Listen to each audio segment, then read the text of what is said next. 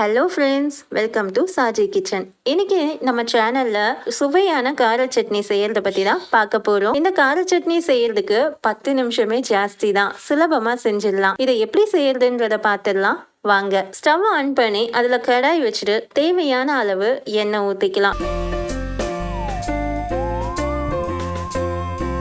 எண்ணெய் சூடான அப்புறமா 1 ஸ்பூன் அளவுக்கு கடலை பருப்பு, 1 ஸ்பூன் அளவுக்கு உளுத்தம் பருப்பு, இது ரெண்டையுமே வறுத்து எடுத்துக்கலாம். கொஞ்சம் இது கலர் சேஞ்ச் ஆகிற வரைக்கும் இதை நம்ம நல்லா வறுத்துக்கலாம்.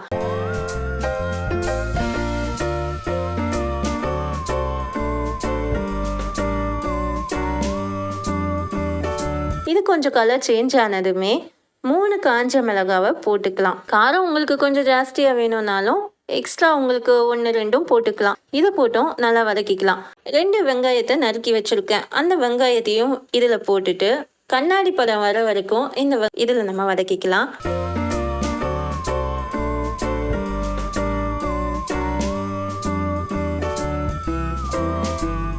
கண்ணாடி பதம் வந்த அப்புறமா இது கூட ஒரு தக்காளியை நறுக்கி வச்சிருக்கேன். அந்த தக்காளியையும் இதில் ஆட் பண்ணிட்டு தக்காளியோட பச்சை வாசனை போகிற வரைக்கும் இதையும் நல்லா வதக்கி எடுத்துக்கலாம். தக்காளியும் நமக்கு சாஃப்ட் ஆகுற மாதிரி இருக்கும், அது வரைக்கும் இதை நம்ம வதக்கிக்கலாம். தேவையான அளவு உப்பு போட்டுக்கலாம்.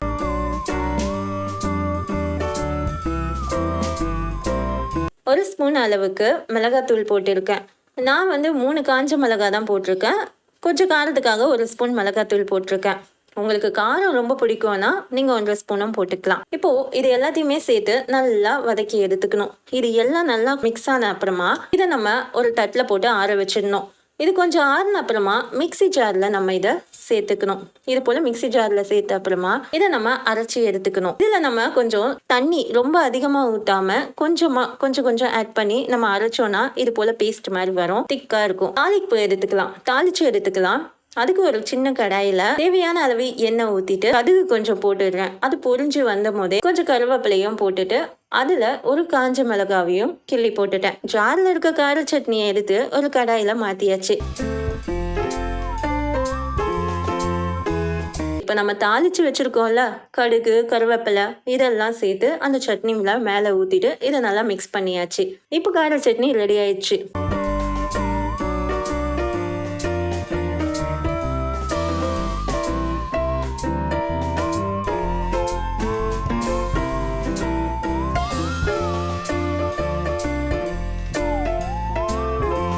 இதை நம்ம இட்லி தோசைக்கெல்லாம் வச்சு சாப்பிட்டோம்னா அவ்வளோ ருசியாகவும் இருக்கும், டேஸ்டாகவும் இருக்கும். அதுவும் இல்லாமல் இந்த கார சட்னிக்கு நம்ம எத்தனை இட்லி சாப்பிட்றோன்றது கூட நம்ம தெரியாத அளவுக்கு சாப்பிடுவோம். ஏன்னா அந்த அளவுக்கு இது நல்ல ருசியாகவும் டேஸ்டாகவும் இருக்கும். இதை நீங்களும் ட்ரை பண்ணி பாருங்க. இந்த வீடியோ உங்களுக்கு பிடிச்சிருந்துச்சுன்னா லைக் பண்ணுங்க, ஷேர் பண்ணுங்க, மறக்காம சப்ஸ்கிரைப் பண்ணுங்க.